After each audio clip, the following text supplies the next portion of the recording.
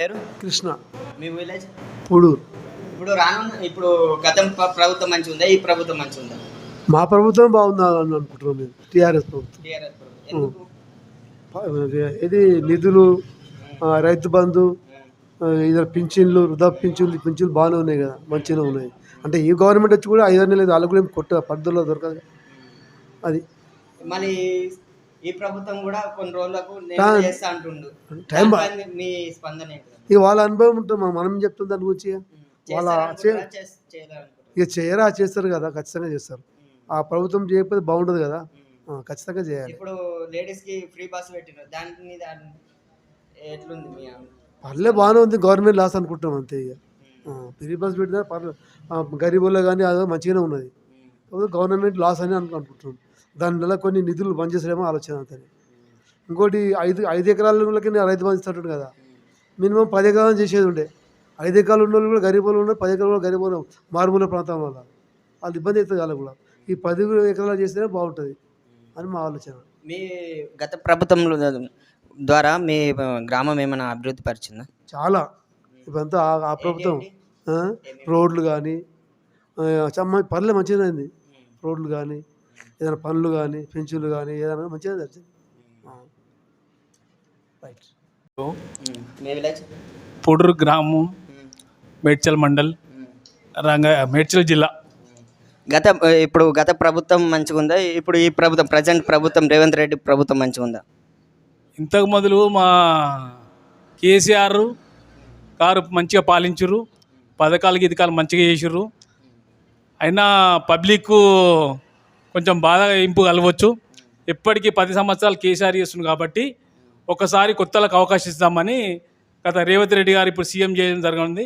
ఈయన కూడా మంచిగా పనులు చేసి మంచిగా స్కీమ్లు అమలు పరిస్తే మళ్ళా నెక్స్ట్ కాంగ్రెస్కే, బీఆర్ఎస్ కాకుండా మళ్ళీ కాంగ్రెస్కి ఇస్తారని మేము ఆశిస్తున్నాం. అది కాకుండా ఇప్పుడు ఈ గవర్నమెంట్ 5 సంవత్సరాలన్నా మంచి స్కీమ్లు ఇచ్చి పబ్లిక్ ఏ ఇబ్బంది లేకుండా అవన్నీ మంచిగా నడవాలని. 6 స్కీములు మళ్ళీ 6 స్కీములు నడుస్తలేవు అని ప్రజల టాక్ ఉంది. మళ్ళీ ఇప్పుడు మహిళలకు ఫ్రీ బస్సు పెట్టిన అది కూడా ఇబ్బంది పడుతున్నారు అంటే మీ అభిప్రాయం ఏంటి? వాస్తవానికి మహిళలు ఫ్రీ బస్ అన్న సరికల్లా తండోపతండాలుగా బస్సులు ఎక్కుతారు కాబట్టి కొంచెం వాస్తవానికి ఇబ్బంది జరుగుతుంది.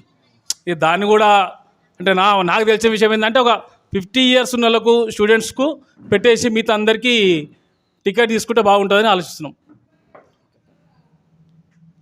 నా పేరు చంద్రశేఖర్ రెడ్డి, గొంగాల, పూడూరు మాది. నేను ఇంతకుముందు కోఆపరేటివ్ బ్యాంక్ వైస్ చైర్మన్ చేసిన, అదేవిధంగా ఇక్కడ ఉప సర్పంచ్ చేసిన మా భార్య. మేము ఫస్ట్ కాంగ్రెస్ ఉండే, కేసీఆర్ వాటర్ కానీ, రైతులకు ఇవి మనకేంది, రైతులకు రైతు బంధు, రైతుకు చచ్చిపోతే ఒక 5 లక్షలు ఇచ్చుడు, ఇవన్నీ చూసి ఆకర్షణించి కేసీఆర్ ప్రభుత్వంలోకి జాయిన్ అయినాం. మా కేసీఆర్ వచ్చినాక మాకు మాత్రము ఊళ్ళే కంటిన్యూ నీళ్ళు వస్తున్నాయి, ఏది ఇంటింటికి. అదేవిధంగా కరెంటు బాగుంది, ఉచిత కరెంటు. అదేవిధంగా కేసీఆర్ మాకు మాత్రం మంచిగానే ఉండే. ఇక పబ్లిక్ 10 ఏళ్ళు 20 ఏళ్ళు అయినాక పబ్లిక్ కొంచెం మార్పు వచ్చింది. మా అన్న దగ్గర మాత్రం అదే టీఆర్ఎస్ వచ్చింది. ఇక బయట వ్యతిరేకత వచ్చింది కాబట్టి ఇప్పుడు రేవంత్ రెడ్డి ప్రభుత్వం వచ్చింది. వాళ్ళు కూడా మంచిగా చేయాలని స్కీములు ఇస్తున్నారు. ఇంకా ఏ స్కీములు కాలేవు, 1 2 స్టార్ట్ చేసారు. ఇప్పుడు ఇండ్లు ఇస్తున్నారు, మాకు లేని వాళ్ళకు ఇండ్లు ఇస్తున్నారు, ఇంకా ఇండ్లు రాలేవు. అదేవిధంగా బస్సులు ఇచ్చారు కానీ బస్సులు రోజు మీరు చూస్తూనే ఉంటారు, కొట్లాటలు అవుతున్నాయి. స్టూడెంట్కి కూడా బస్సులు, స్టూడెంట్ ఉన్నారు కదా పిల్లలు, ఆ పిల్లలకు కూడా ఫ్రీ బస్సు ఇవ్వాలి. లేడీస్కి ఒకటే ఇస్తారు కానీ స్టూడెంట్ కన్నా కనీసం స్టూడెంట్ కన్నా బస్సు ఫ్రీ ఇస్తే బాగుంటుందని మేము అనుకుంటున్నాం. అదేవిధంగా రాబోయే దినంలో ఇంకా మంచిగా చేస్తే వాళ్ళ ప్రభుత్వం కూడా బాగుంటుంది, వాళ్ళు కూడా బలపడతారు. మేము రేవంత్ రెడ్డికి ఏమైనా కాదు, మాకు ప్రభుత్వం మంచిగా ఉండాలి, స్కీములు మంచిగా ఉండాలి.